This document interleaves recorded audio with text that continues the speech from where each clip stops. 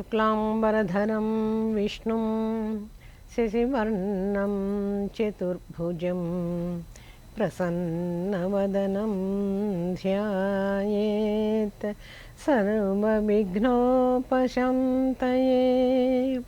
అగజా ఆనన పద్మార్కం గజాననమహర్నిశం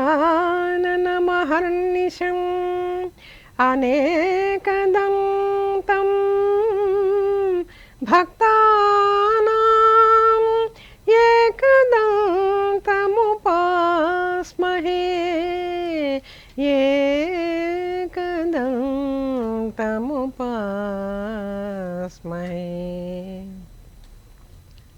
తెలుగువారి పెద్ద పండగ సంక్రాంతి. ఈ సంక్రాంతి శోభను గురించి స్థూలంగా తెలుసుకుందాం. ఇది తెలుగువారికి చాలా చాలా పెద్ద పండగ. ఎన్నో కారణాలు ఉన్నాయి. దీన్ని ఒకరోజు జరుపుకోవటం కాదు, 3 రోజులు జరుపుకుంటాం. భోగి అంటే సంక్రాంతి ముందు రోజు భోగి, రెండవ రోజు సంక్రాంతి మకర సంక్రమణము అంటాం, మూడవ రోజు కనుమ. ఈ 3 కూడా ప్రధానంగా ఉంటాయి. ఎందుకని ఇది ఇంత పెద్ద పండుగ అయింది? మనకి ధనుర్మాసంలో వచ్చేటువంటివి ఈ పండుగల్లో చాలా ప్రధానమైనటువంటిది. మనకి తెలుగు చాంద్రమానం ప్రకారం అయితే ఇది పౌష్యమాసం, పౌష్య లక్ష్మిగా మనం దీన్ని అభివర్ణించుకుంటూ వస్తాం. పౌష్యలక్ష్మి ఇటు సౌరమానం ప్రకారం ఇది మకర సంక్రాంతిగా మనం చెప్పుకుంటాం. సూర్యుడు ధనురాశి నుంచి మకర రాశిలోకి ప్రవేశించేటప్పుడు జరిగేటువంటి సంక్రమణం సంక్రాంతి, మకర సంక్రాంతి. దానికి ముందు జరిగేటువంటిది భోగి. ఎందుకు ఈ రోజుకి భోగి అని చెప్పి పేరు వచ్చింది అంటే, భోగభాగ్యాలు అనుగ్రహించేటువంటిది, భోగభాగ్యాలు అందరికీ కూడా ఇచ్చేటువంటిది భోగి. ఎక్కడి నుంచి వస్తాయి ఈ భోగభాగ్యాలు అంటే, చక్కగా ఇది నిజంగా రైతుల పండగ అండి. రైతులు ఆరుగాలం కష్టించి ధనధాన్యాదులన్నీ కూడా వారికి పండినటువంటి పంట అంతా కూడా ఇంటికి తెచ్చుకొని ధాన్యపు రాసులన్నీ గాదెల నిండా పెట్టుకొని చాలా సంతోషంగా గడుపుతూ ఉంటారు. ఈ పండగ యొక్క ప్రాముఖ్యం ముందు అది. ఇక భోగి అని చెప్పేదంటే ఈ భోగభాగ్యాలన్నింటినీ కూడా ఆనందంగా అనుభవిస్తారు. దీన్ని మనం 2 విధాలుగా కూడా చెప్పుకోవచ్చు. ఆధ్యాత్మిక పరంగా ఏంటి అంటే, ధనుర్మాసంలో 30 రోజుల పాటు శ్రీకృష్ణుణ్ణి పొందాలి, శ్రీకృష్ణుణ్ణి వరించాలి అని చెప్పి గోదాదేవి చాలా సుదీర్ఘమైనటువంటి 30 రోజులు తీవ్రమైనటువంటి తపస్సు చేసి, తపస్సు అంటే ఆ వ్రతాన్ని ఆచరించి ఈరోజు ఆ తల్లి కళ్యాణం జరుగుతుంది. తన కోరికని సిద్ధింప చేసుకుని ఆనంద సిద్ధిని పొందుతుంది. ఏ ఆనందాన్ని అయితే అందరూ కోరుకుంటారో అటువంటి ఆనందాన్ని ఆ గోదాదేవి పొందిందనమాట. అది ఆ ఆధ్యాత్మిక పరంగా మనం చెప్పుకుంటాం. శ్రీ వైష్ణవులంతా కూడా వైష్ణవాలయాల్లో ఈ రోజుకి భోగి రోజున ఈ గోదా కళ్యాణం అనేటువంటిది చక్కగా నిర్వహిస్తారు. ఇది అందరికీ కూడా లోకానికి శుభప్రదం, లోకానికి మంగళం. ఇది దీంతో మొదలవుతూ ఉంటుంది. ఆ తర్వాత మరి సామాన్య ప్రజలకి దీనికి సంబంధం ఏమిటి అంటే, ఇది గోదాదేవి పొందినటువంటిదేమో ఇది కైవల్యానందం. ఇటువంటి కైవల్యానందం సామాన్య ప్రజలు పొందటానికి కొంచెం కష్టమే. మరి వీళ్ళేం చేస్తారు? ఇతరత్రా ఉండేటువంటి సామాన్య ప్రజలంతా కూడా కష్టించి వచ్చినటువంటి ఆ పంటని అనుభవించడానికి యోగ్యమైనటువంటి కాలం. దాంతో మిగిలినటువంటి ప్రజలంతా కూడా, సామాన్యులంతా కూడా ఆనందాన్ని పొందుతారు. అంతే కదండి. మన ఇంట్లో ధనము, ధాన్యము, సమృద్ధి ఇవన్నీ కూడా ఉంటే చక్కగా ఆనందం అనేటువంటిది తప్పనిసరిగా అందరూ పొందుతారు. ఆనందం అందరికీ సంతోషంగానే ఉంటుంది కదా. ఆ సంతోషాన్ని పొందింప చేసేటువంటి రోజు భోగి. ఇంకొకటి దీనిలో ఉండేటువంటి విశేషం ఏమిటి అంటే, ఆ రోజు అందరూ కూడా తెల్లవారుజామునే లేస్తారు. చలి మంచు తెరలు బాగా కమ్ముకొని ఉంటాయి. ఆ మంచు తెరల్లోనే తెల్లవారుజామునే లేచి భోగి మంటలు వేసుకుంటారు. ఏమిటి ఈ భోగి మంటల్లో ఉండేటువంటి ఉద్దేశము అంటే, నిద్ర బద్ధకాన్ని ఆ భోగి మంటల్లో వదిలేయాలి. ఈ ధనుర్మాసంలో అంటే చలి బాగా ముదిరినటువంటి రోజుల్లో ఇక ఈ బద్ధకాలు లేదు, మనలో ఉండేటువంటి ఇంతవరకు ఉండేటువంటి ఏమైనా దుష్ట భావాలు, దుష్ట తలంపులు, ఇటువంటి ఆలోచనలు ఏమైనా కనుక ఉన్నట్లయితే వీటిని అన్నింటినీ కూడా ఆ భోగి మంటల్లో వేసి దగ్ధం చెయ్యాలి. ఇది భోగి మంటల్లో ఉండేటువంటి ఆంతరంగికమైనటువంటి విశేషం. ఇంకా ఇంకొక విశేషం ఏమిటి అంటే, ఇంట్లో పరిశుభ్రం చేసుకుంటాం కదా, ఏదన్నా పండగ కనుక వచ్చినట్లయితే ఇల్లంతా శుభ్రంగా సర్దుకుంటాం, సామాన్లన్నీ సర్దుకుంటూ ఉంటాం. పనికిరాని చెత్త చెదారం అంతా కూడా తీసి అవతల పారేస్తాం. రాబోయేటువంటిది ఇంకా ఎండాకాలం. ఈ ఎండాకాలం కాబట్టి పూర్వకాలంలో ఎలా ఉండేవి, ఇప్పట్లాగా అపార్ట్మెంట్లు, నిలువుగా పెరిగినటువంటి అంతస్తులు లేవు కదా. అందరివి కూడా పల్లెటూళ్ళలో సాధారణంగా తాటాకు ఇళ్ళు, పూరితో చేసినటువంటి పూరి ఇళ్ళు, లేకపోతే పెంకుటిళ్ళు, కొద్దో గొప్ప ఇవన్నీ కూడా ఉండేవి, అందరికీ ఉండేవి. కాబట్టి వీటి నుంచి ఒక రక్షణ కల్పించుకోవటానికి కూడా ఉపయోగపడేటువంటిది ఆ పాత సామాన్లు ఏమైనా ఉంటే అవన్నీ కూడా తెచ్చి భోగి మంటల్లో వేస్తారన్నమాట. ఇది ప్రధానంగా 2 రకాలైనటువంటి విషయాలు మనం ఇందులో గమనించాలి. ఎండ తీవ్రత ఇక్కడి నుంచి కూడా ఇంకా పెరుగుతూ ఉంటుంది కాబట్టి రాబోయేటువంటి కాలంలో ఇంకా అగ్ని ప్రమాదాలు నివారించడానికి కూడా ఈ పాత సామాన్ అంతా కూడా ఇంట్లో అవన్నీ కూడా తీసివేస్తారు.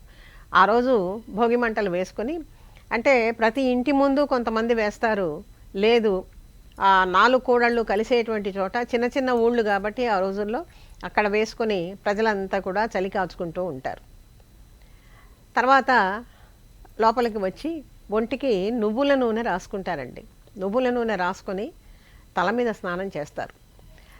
ఏ పండగైనా కూడా దాని వెనకాల ఒక ఆచారం వాడుకలోకి వచ్చింది అంటే దాని వెనకాల ఒక శాస్త్ర పద్ధతి నిగూఢంగా ఉంటుంది.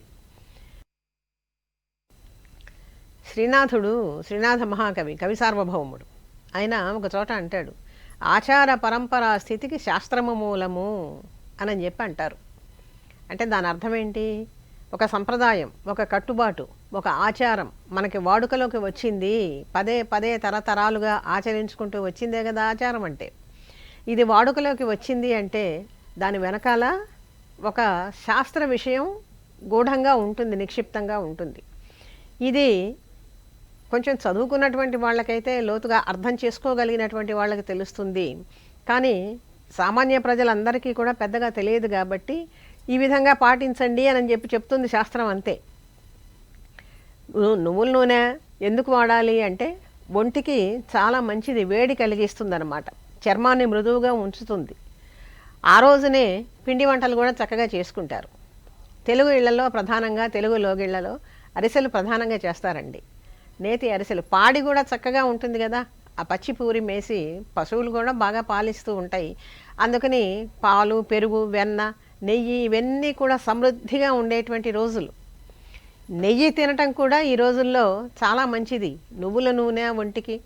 తర్వాత ఈ అరిసెలు ఇటువంటివన్నీ కూడా వండుకోవటం అనేటువంటిది, ఆ పిండి వంటల రూపంలో తినటం కూడా ఒంటికి మనకి బలాన్ని ఇస్తుంది. ఆ శరీరంలో ఉండేటువంటి ఆ చలిని తట్టుకోవటానికి తగినటువంటి శక్తిని కూడా ఇస్తుంది నెయ్యి. ఆయుర్వేద వైద్యులు చెప్తూ ఉంటారు ఈ కాలంలో ముఖ్యంగా నేతిని ఎక్కువగా వాడండి అని చెప్పి. ఆ శరీరానికి మృదుత్వం అనేటువంటిది ఉంటుంది, ఆ చర్మం డ్రైనెస్ పోవటానికి ఇది చాలా ఉపయోగపడుతుందన్నమాట. మరొక సందడి ఏమిటి అంటే ధనుర్మాసం మొదలు కూడా ఇళ్ల ముందు చక్కగా ముగ్గులు వేసుకుంటారండి. ఈ ముగ్గులు ఎంత అందంగా వేస్తారో చిన్న చిన్న ఆడపిల్లలంతా కూడా. మా చిన్నప్పుడు కూడా మేము చాలా చక్కగా ముగ్గులు వేసేవాళ్ళం. ఇప్పటిలాగా కాదు కదా. ఇళ్ల ముందు ఆవు పేడతో కళ్ళాపి చల్లుకొని మంచి మంచి గీతల ముగ్గులు, చుక్కల ముగ్గులు ప్రధానంగా వేసేవాళ్ళు.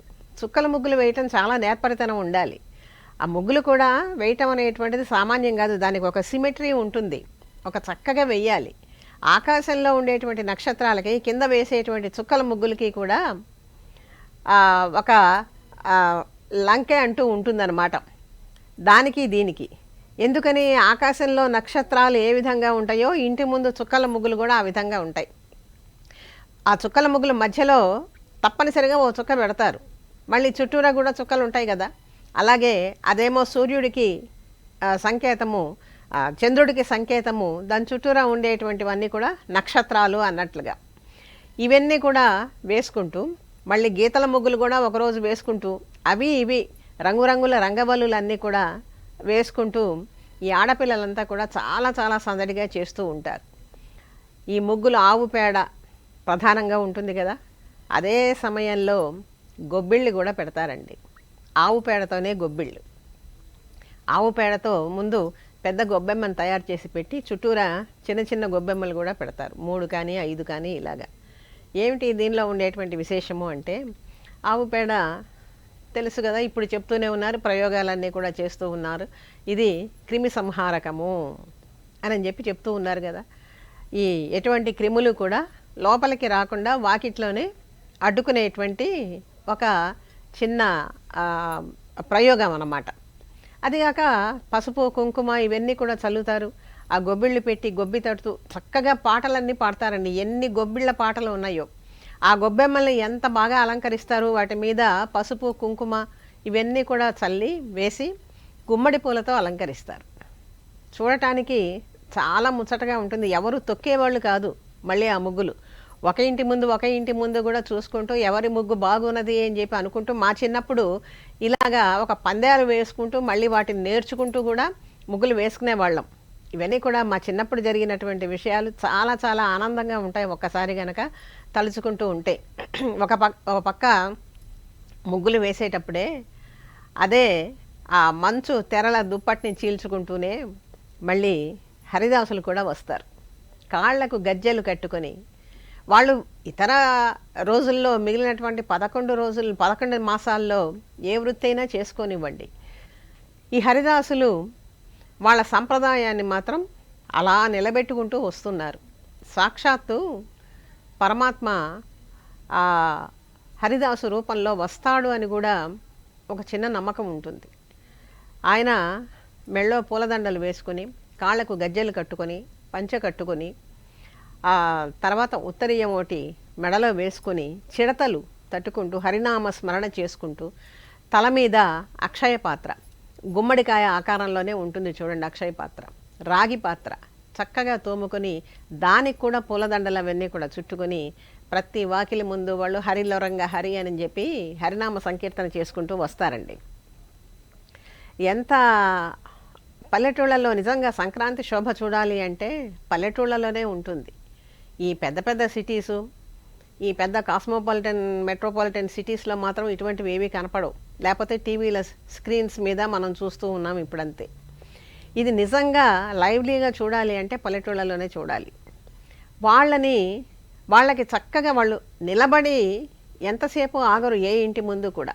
వాళ్ళకి ఎప్పుడు భిక్షం వేద్దామా అని చెప్పి ఇంట్లో వాళ్ళంతా కూడా అది పరమాత్మకి నివేదనగా భావిస్తూ, వాళ్ళకి ఒక్కరోజైనా సరే ప్రతిరోజు బియ్యం వేస్తూనే ఉంటారు. బియ్యం కానీ కూరలు కానీ ఏమైనా సరే అక్షయ పాత్ర నిండుగా ఉండేటట్లుగా అందరూ వేస్తూ ఉంటారు. ఇది ఒక మంచి పద్ధతి. ఒక హరిదాసుని హరినామ స్మరణ చేసుకునేటువంటి వాడిని గౌరవించటము, పూజించటము అంటే అది విష్ణు సంప్రీతి కదా. పరమాత్మకి మనకి మనం సంప్రీతిని కలిగించినట్లు. కాబట్టి ఇవన్నీ కూడా భోగి రోజున జరిగేటువంటి విషయాలు. ఇంకా ఆడపిల్లలంతా కూడా సందెగొబ్బెమ్మ కూడా పెడతారు. సందెగొబ్బెమ్మలు పెట్టి గొబ్బి తట్టుకుంటూ చాలా పాటలు పాడుకుంటూ ఉంటారు చిన్న చిన్న పిల్లలంతా కూడా. ఇంకొక విశేషం ఏమిటి అంటే బొమ్మల కొలువులు కూడా పెడతారండి. భోగి రోజునే పెడతారు. భోగి రోజు, సంక్రాంతి, కనుమ 3 రోజులు ఉంచి బొమ్మలంటే ఇప్పుడు దొరికేటువంటి బొమ్మలు కాదు. పూర్వకాలం ఇళ్లల్లో మంచి మంచి దేవుడు బొమ్మలన్నీ ఉండేవి.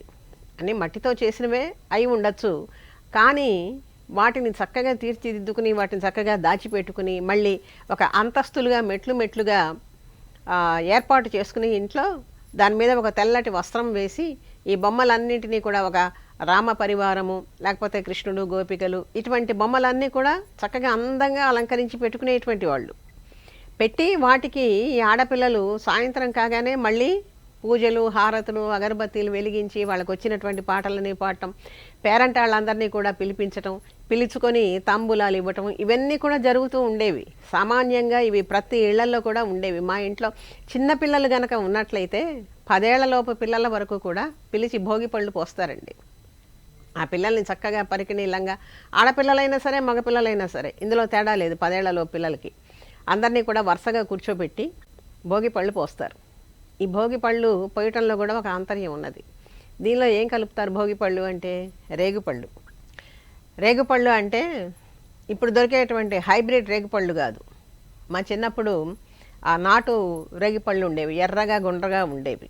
ఇది ఒక రకంగా చెప్పాలి అంటే సూర్యభగవానుడికి సంకేతం. ఎరుపు మరి అంతే కదా. సూర్యుడు తన ప్రభావాన్ని చూపిస్తూ ఉండేటువంటి కాలం. దక్షిణాయనం నుంచి దూరమయ్యి ఉత్తరం వైపుగా ప్రయాణం సాగిస్తూ ఉంటాడు. అందుకనే ఇది ఉత్తరాయణ పుణ్యకాలము అని చెప్పి నేను అంటాం. ఉత్తరం దిక్కుగా ఇది జ్ఞాన మార్గము అని చెప్పి, అందుకని చెప్పి దానికి సంకేతంగా దానిలో మళ్ళీ అచ్చం ఈ రేగిపండ్లే కాకుండా బంతిపూల రేకులు, చిల్లర నాణ్యాలు అంటే ఇప్పుడు మనకి చాలా కరువైపోయినాయి, అసలు చూడట్లేదు, ఈ తరం వాళ్ళకి తెలియదు. మా చిన్నప్పుడు రాగి పైసలు ఉండేవి. రాగి పైసలు, అణాలు, బేడలు, ఇటువంటివన్నీ కూడా మాకు తెలుసు. పావలాలు, ₹1 ఇప్పుడు ఆ నాణ్యాలు, ఆ కరెన్సీ అంతా కూడా పోయి ఈ తరం వాళ్ళకి అసలు తెలియదు. కరెన్సీ నోట్లు మాత్రమే మిగిలినాయేమో, కాకపోతే కొన్ని కాయిన్స్ మిగిలినాయి. ఇవన్నీ కూడా ఆ పిల్లల తల మీద పోస్తారండి. చుట్టూరా తిప్పి 3 సార్లు దిష్టి తీసినట్లుగా తీసి వాళ్ళకి పోస్తారు. ఎందుకంటే ఏదైనా పీడలు గనక ఉన్నట్లయితే, ఆ దుష్టగ్రహ బాధలు ఏమైనా ఉన్నట్లయితే ఈ ముత్తైదువులంతా కలిసి ఆ పిల్లల్ని దీవించినట్లు, ఆ సూర్యభగవానుడు పరమాత్మ యొక్క అనుగ్రహం వీళ్ళ మీద, బ్రహ్మరంధ్రం మీద సరిగ్గా పడాలి అనేటువంటి ఉద్దేశం చేతనే తల మీద పోస్తారు. ఇవన్నీ కూడా ఒక సూక్ష్మమైనటువంటి విషయాలు, సంప్రదాయాలు కూడా. ఇంకా గొబ్బి తట్టుకుంటూ బొమ్మల కొలువులు పెట్టుకుంటారు, సందెగొబ్బెమ్మలు పెడతారు, భోగి పళ్ళు పోస్తారు, పిండి వంటలు చేసుకుంటారు, తెల్లవారుజామునే భోగి మంటలు వేసుకుంటారు. ఇవన్నీ కూడా భోగి రోజు చేసేటువంటి పనులే. సందెగొబ్బెమ్మలు పెట్టుకోవటం అంటే మధ్యలో ఏమో పెద్ద గొబ్బెమ్మ, అది కృష్ణుడికి సంకేతము. చుట్టూరా ఉండేటువంటి చిన్న ఆ గొబ్బిళ్ళేమో అవి గోపికలకి సంకేతం. అందుకని వీళ్ళు కూడా గోపికల్లాగా ఆడుతూ పాడుతూ చుట్టూరా గొబ్బి తడుతూ నృత్యం చేసేటువంటి వాళ్ళు. చిన్నపిల్లలు, పసిపిల్లలు వాళ్ళకి వచ్చినట్లుగా పాడేవాళ్ళు. చాలా పాటలు, సుప్రసిద్ధమైనటువంటి పాటలు చాలా ఉన్నాయి. ఇవన్నీ కూడా సంప్రదాయంగా పూర్వకాలంలో అమ్మలు, అమ్మమ్మలు ఎవరైనా గనక ఉన్నట్లయితే ఇళ్లల్లో వాళ్ళని అడిగితే తప్పనిసరిగా చెప్తారు. ఏలవచ్చెనమ్మ కృష్ణుడేలవచ్చెను, మాయదారి కృష్ణుడొచ్చి మహిమ చేసెను. ఏలవచ్చెనమ్మ కృష్ణుడేలవచ్చెను, మాయదారి కృష్ణుడొచ్చి మహిమ చేసెను. ఉట్టి మీద పాలు పెరుగు ఎట్లు దించెను, కొట్టబోతే దొరకడమ్మ చిన్ని కృష్ణుడు. ఉట్టి మీద పాలు పెరుగు ఎట్లు దించెను, కొట్టబోతే దొరకడమ్మ చిన్ని కృష్ణుడు. ఏలవచ్చెనమ్మ చిన్ని కృష్ణుడేలవచ్చెను, మాయదారి కృష్ణుడొచ్చి మహిమ చేసెను. ఇటువంటి పాటలు ఎన్నో ఉన్నాయి, గొబ్బి పాటలు. ఈ సంప్రదాయం ఇప్పటిది కాదండి. అన్నమాచార్యుల వారు, తాళపాక అన్నమాచార్యుల వారు కూడా కృష్ణుడికి గొబ్బి పాటలు రాసుకుంటూ వచ్చారు. అంటే అన్నమయ్య కాలానికే ఈ గొబ్బి తట్టటము, గొబ్బిళ్ళు పెట్టుకోవటం అనేటువంటి సంప్రదాయం ఉన్నది. అంటే ఎన్ని శతాబ్దుల నుంచి, 15వ శతాబ్దం నుంచి ఇప్పటిదాకా మనకి జరుగుతూ ఉన్నది. అంటే ఒక ఆచారం ఎంత దట్టంగా, ఎంత లోతుగా మన తెలుగువారి లోగిళ్లలో ఉన్నదో దీన్ని బట్టి మనం అర్థం చేసుకోవాలి. కొండగొడుగుగా గోవులగాచిన కొండొక శిశువుకు గొబ్బిళ్ళో, కొలని దోపరికి గొబ్బిళ్ళో, ఎదుకుల స్వామికి గొబ్బిళ్ళో అని అన్నమాచార్యుల వారి కీర్తన చాలా సుప్రసిద్ధమైనటువంటి కీర్తన. ఇంకా సంప్రదాయంగా ఇంట్లో పాడుకునేటువంటి పాటలు కూడా ఈ గొబ్బి పాటలు చాలా ఉన్నాయన్నమాట. ఇది మొదటి రోజు భోగికి ఉండేటువంటి విశేషాలు, భోగి పండుగ విశేషాలు. ఈ విధంగా ఒక సంప్రదాయం అంటూ మనకి ఆచరణలోకి వచ్చింది అంటే ఈ భోగి పండుగ యొక్క విశేషాలు ఈనాటి తరం తప్పనిసరిగా తెలుసుకోవాలండి. మనం ఎంత టెక్నికల్గా ముందుకు వెళ్ళవచ్చు, కానీ తరతరాల నుంచి వచ్చేటువంటి సంప్రదాయాలు మాత్రం మనం పోగొట్టుకోకూడదు. ప్రతి దాని వెనుక, ప్రతి పండుగ వెనుక కూడా ఒక శాస్త్ర విషయం అనేటువంటిది నిక్షిప్తమై ఉంటుంది. ఆయా కాలాన్ని బట్టి, ఆయా ఋతువుల్ని బట్టి మనకి పండుగలంటూ ఏర్పాటు చేశారు పెద్దవాళ్ళు. ఈ సంక్రమణం జరగటం కానీ, ధనుర్మాసం ప్రారంభం కావటం కానీ, ఇవన్నీ చూడండి తప్పనిసరిగా ఆ డేట్స్ అనేటువంటివి మారవు, ఆ రోజులు మారవు, మనకి తప్పనిసరిగా అదే రోజుల్లో వస్తాయి. అంటే అంత కరెక్ట్గా పంచాంగాలు రాయటం అనేటువంటిది శాస్త్ర విజ్ఞానానికి ఒక పరాకాష్ట స్థితి కదా, భారతీయ శాస్త్ర విజ్ఞానానికి. ఇవన్నీ కూడా ఒక ఆచారం కింద మనలోకి వచ్చేసినాయి. తప్పనిసరిగా ఇవన్నీ కూడా ఈనాటి తరం, ముందు తరం కూడా పసిపిల్లలుగా ఉన్నటువంటి వాళ్ళు, ఇప్పుడు 2 ఏళ్ళు 3 ఏళ్ళు ఉన్నటువంటి వాళ్ళు కాస్త పెద్ద అయితే వాళ్ళకి చెప్పటానికి తల్లులకు కూడా తెలిసి ఉండాలి. ఏమిటమ్మా వాట్ ఈజ్ సంక్రాంతి అంటే లెట్ మీ సీ ఇంటర్నెట్ అని చెప్పి అనకూడదు, ఆ విధంగా ఉండకూడదు అనమాట. కాబట్టి ఒక పండుగ కానీ ఏదైనా ఒక విశేషం కానీ వచ్చింది అంటే ఆ ఋతువుల్ని బట్టి, ఆ కాలాన్ని బట్టి వచ్చేటువంటి మార్పుల్ని అనుసరించి తత్ప్రభావం అనేటువంటిది మన మీద తప్పనిసరిగా ఉంటుంది. కాబట్టి దానికి తగినటువంటి ఆహార పదార్థాలు, దానికి తగినటువంటి విహారం కూడా, విహారం అంటే ఏంటి, జీవన విధానము, ఇవన్నీ కూడా నిక్షిప్తమై ఉంటాయి. వీటిని చక్కగా ఆనందంగా జరుపుకునేటువంటి రోజు. ఇవన్నీ కూడా గ్రహించుకోవాలి, తెలుసుకోవాలి. ఈ పాడి పంటలు, రైతు ప్రధానం కదా, ఈ పాడి పంటలతో, ధనధాన్యాలతో, పాడి పంటలు సమృద్ధిగా ఉండి ప్రజలంతా కూడా సుఖశాంతులతో వర్ధిల్లాలి అని చెప్పి అనుకుంటూ అని భావిస్తూ ఈ భోగి పండుగ విశేషాలను గురించి అందరూ కూడా సుఖంగా ఉండాలి, భగవంతుడి ఆశీర్వచనాలు పొందాలి. చిన్న పిల్లలు గనక ఉన్నట్లయితే ఈ సంప్రదాయాలన్నీ కూడా తప్పనిసరిగా పాటించాలి, ముందు తరాల పిల్లలకు కూడా తెలియచేయాలి అని చెప్పి భావిస్తూ తర్వాతి భాగంలో సంక్రాంతి, కనుమ ఈ విశేషాల గురించి తెలుసుకుందాము. ఈ అవకాశాన్ని ఇచ్చినటువంటి CVRM యాజమాన్యం వారికి ధన్యవాదాలు తెలియజేసుకుంటూ ఉన్నాను.